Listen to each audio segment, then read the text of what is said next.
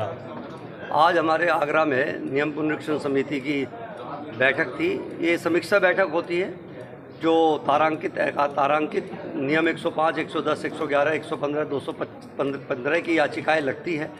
उन पर विभाग क्या काम करता है उसके ऊपर एक समीक्षा बैठक रखी जाती है कमेटी के द्वारा। तो आज आगरा और मैनपुरी की थी। तो सभी अधिकारियों का काम बड़ा संतोषजनक है, काम अच्छा किया हुआ है, प्रदेश के विकास के लिए काम कर रहे हैं और कुछ छोटी मोटी खामियां थी, उस खामियों को सुधारने का सुझाव दिया गया। अच्छा, और कोई विशेष रहा बैठक में जिस पर काम तो प्रदेश के विकास के लिए परम पूज्य योगी जी के आदेशानुसार सभी अधिकारी कर रहे हैं, लेकिन कुछ विभागों में होता है तो उसको दिशा निर्देश दिए गए हैं कि उस दिशा निर्देश के तहत काम किया जाए।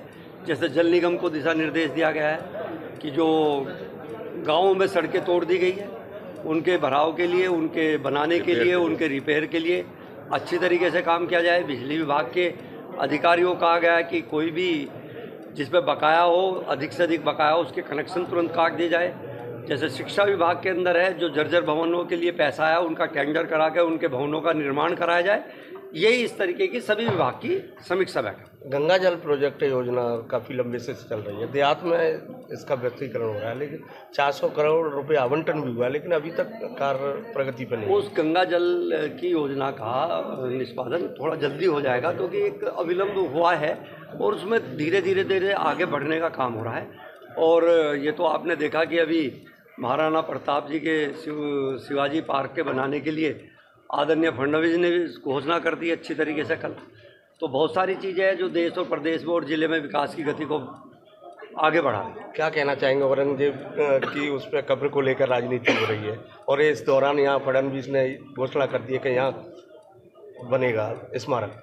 औरंगजेब के बारे में तो मुझे कहने की आवश्यकता ही नहीं। जिसके पिताजी ने ही अपने बेटे को कहा हो कि मुझे ऐसा पुत्र ही नहीं चाहिए, तो उसके बाद कहने के लिए बचता ही क्या है। जिसके पुत्र को जिसने अपने पुत्र के लिए कहा हो कि मुझे ऐसा पुत्र ना हो, इससे तो अच्छे पुत्र हिंदुओं में होते हैं। कम से कम वो मरने के बाद भी जो है उनका श्राद्ध के रूप में याद करते हैं।